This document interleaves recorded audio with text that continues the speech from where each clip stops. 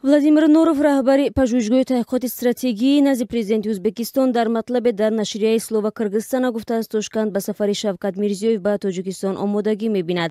Нуров дар ин матлаб таҳти унвони пешрафте ки ҳама мунтазир буданд гуфтааст раҳбари Ӯзбекистон бо ҳамаи раисони ҷумҳуриҳои ҳамсоя дидору мулоқотҳои расмӣ ву ғайрирасмӣ дошт. Ин мақоларо Нуров дар саҳифаи фейсбуки пажӯҳишгоҳи таҳқиқоти стратегии назди президенти Ӯзбекистон низ боз нашр кардааст. Нуров гуфтааст Мирзиёев дар як соли раҳбарияш ба Туркманистон, Қазоқистон, Қирғизистон сафар кард ва ҳоло барои сафар ба Тоҷикистон омода мешавад. Дар ин матлаб Нуров санаи дақиқи сафари Мирзиёев ба Тоҷикистонро нагуфтааст, аммо таъкид кардааст ки бо сафар ба ин кишвари ҳамсоя дипломатияи узбек сиёсати тақвияти муносибатҳои нек бо ҳамсоя кишварҳоро дар амал татбиқ мекунад. Дар ҳоли хабари омодагии Шавкат Мирзиёев ба сафари Тоҷикистон пахш мешавад ки Қоҳир Расулзода сарвазири кишвар рӯзҳои наздик бояд ба Тошканд сафар кунад ва эҳтимол дорад мавзӯи сафари Мирзиёев дар ин дидор ҳамоҳанг шавад. Ӯзбекистон дар замони раҳбарии Ислом Каримов муносибати хубе ба кишварҳои ҳамсоя надошт.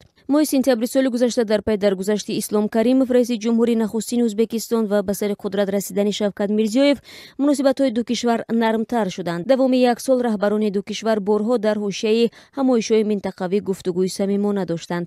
Тобистони соли равон ҳаятҳои иқтисодӣ ва соҳибкорони ду кишвар дар Душанбе бо ҳам дидор ва роҳҳои тавсеяи ҳамкориҳои мутақобилан судмандро баррасӣ карданд. Танҳо дар ҷараёни намоишгоҳ фурӯши молу маҳсулоти Ӯзбекистон дар Душанбе дар моҳи апрели имсол миёни ширкатҳо ва соҳибкорони ду тараф ба маблағи $50 миллион қарордод имзо шуд.